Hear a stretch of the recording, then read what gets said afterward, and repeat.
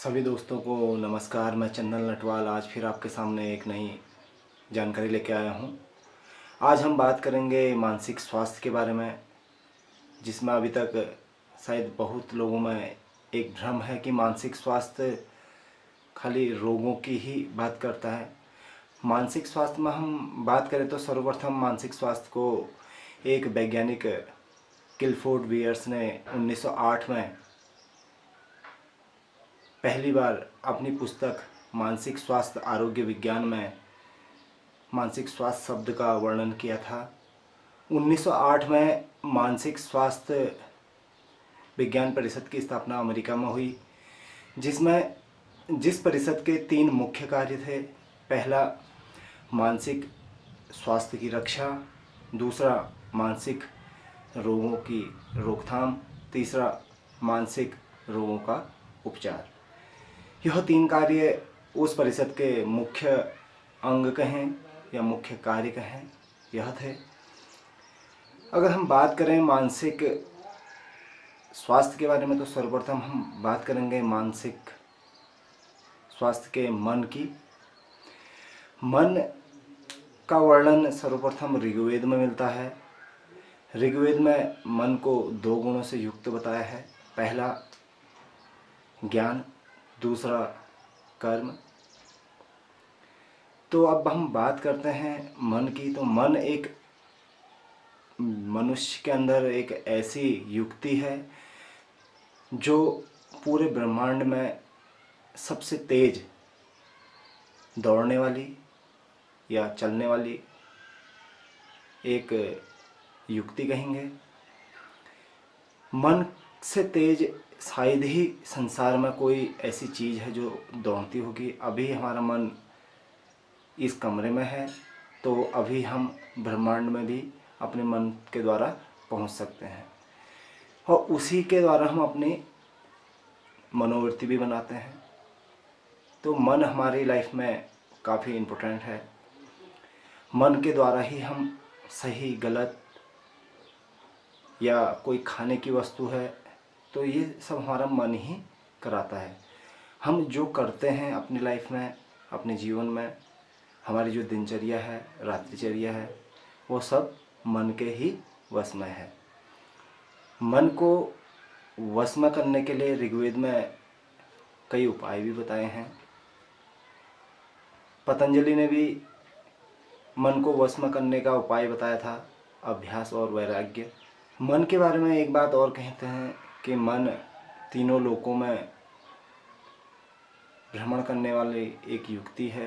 मन एक चंचल प्रवृत्ति है।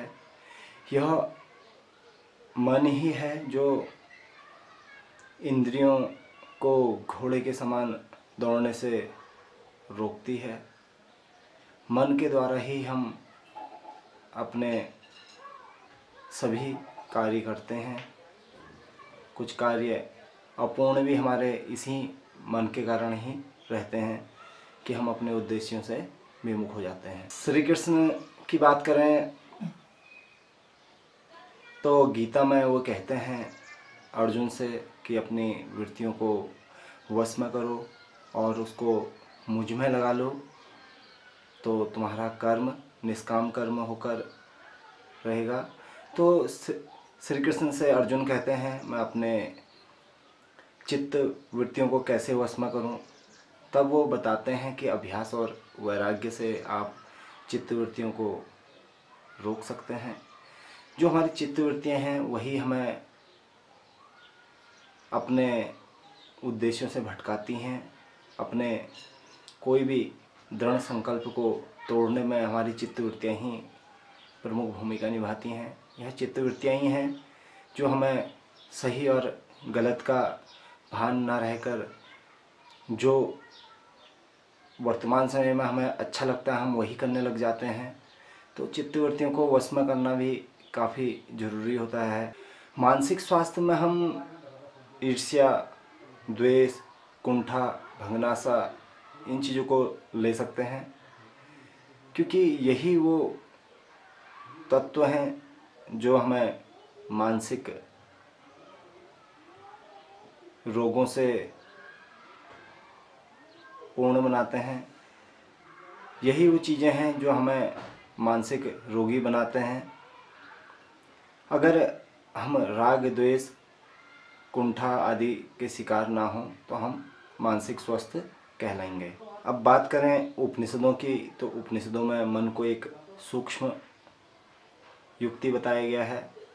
मन अति सूक्ष्म बताया गया है उपनिषदों के द्वारा। मन से सूक्ष्म जगत में शायद ही कोई ऐसी चीज़ होगी, क्योंकि हम अगर मनोविज्ञान की ही बात करें तो सर्वप्रथम मन का विज्ञान, क्योंकि मन को तो पढ़ा ही नहीं जा सकता, तो फिर वैज्ञानिकों ने आत्मा का विज्ञान करा, फिर चेतना का विज्ञान करा, फिर अब व्यवहार का विज्ञान चल रहा है। तो मन ऐसी चीज़ है जिसको हम पढ़ नहीं सकते हैं। मन को व्यक्ति ही स्वयं अपने मन की बात जान सकता है, और उसके अलावा परमात्मा ही उसकी मन की बातों को जान सकता है। मानसिक स्वास्थ्य की एक परिभाषा, मानसिक स्वास्थ्य वह अवस्था है जिसमें मानसिक रोगों, मानसिक विकारों का अभाव, उनका ना होना ही मानसिक स्वास्थ्य है। अगला है मानसिक स्वास्थ्य का अभिप्राय समायोजन से भी होता है। समायोजन का अर्थ है कोई भी व्यक्ति किसी भी कार्य, किसी भी स्थल, किसी भी स्थान, किसी भी परिस्थिति में अपने आप को सही ढंग से संयमित रूप से रखता हो, उसे भी मानसिक स्वास्थ्य की श्रेणी में या मानसिक स्वास्थ्य की श्रेणी में लाएंगे।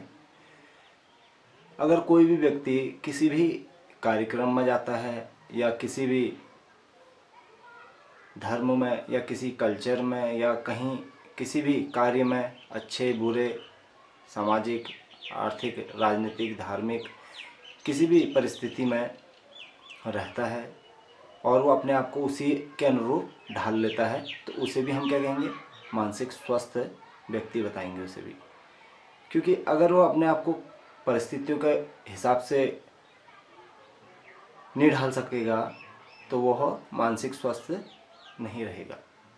मानसिक स्वास्थ्य की स्थिति भी यह है कि वो अपनों को परिस्थिति के हिसाब से ढाल ले, वही मानसिक स्वस्थ है। और जो व्यक्ति मानसिक रूप से स्वस्थ हैं उनके व्यवहार में संयम, कुशलता, निर्णय लेने की क्षमता भी होती है।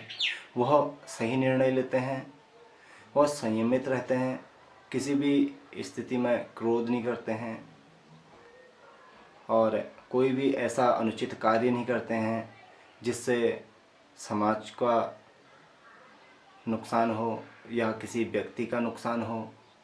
किसी भी व्यक्ति को मन, कर्म, वचन से पीड़ा नहीं देते हैं। वह भी एक मानसिक स्वस्थ व्यक्ति का लक्षण है। एक परिभाषा और देते हैं हेडफील्ड 2016 में। मानसिक स्वास्थ्य संपूर्ण व्यक्तित्व की पूर्ण एवं क्रियाशीलता बताते हैं। तो हेडफील्ड ने दोनों परिभाषाएं एक ही वर्ष में दी। मानसिक स्वास्थ्य विज्ञान एक विज्ञान है जिससे व्यक्ति के व्यवहार व संबंधों का अध्ययन किया जाता है। यह परिभाषा क्रो ने दी है। एक दूसरे वैज्ञानिक हैं काल्सनिक, जो बताते हैं मानसिक स्वास्थ्य विज्ञान नियमों का एक ऐसा समूह है जो व्यक्ति को स्वयं तथा दूसरे के साथ शांति से रहने के लिए तैयार करता है। तो आज हमने जाना मानसिक स्वास्थ्य के बारे में, मानसिक स्वास्थ्य के परिभाषाएं जानी, या कब से मानसिक स्वास्थ्य शब्द के बारे में प्रथम बार चर्चा की गई है, तो हमने यह जाना। आज हम मानसिक स्वास्थ्य के बारे में थोड़ा बहुत जाने। अब आगे को मानसिक स्वास्थ्य के कारक क्या हैं उनको जानेंगे और उनकी संपूर्ण रूपरेखा जानेंगे। आज की जानकारी यहीं तक थी मानसिक स्वास्थ्य के बारे में। आशा करता हूँ आपको अच्छी लगी होगी। नमस्कार।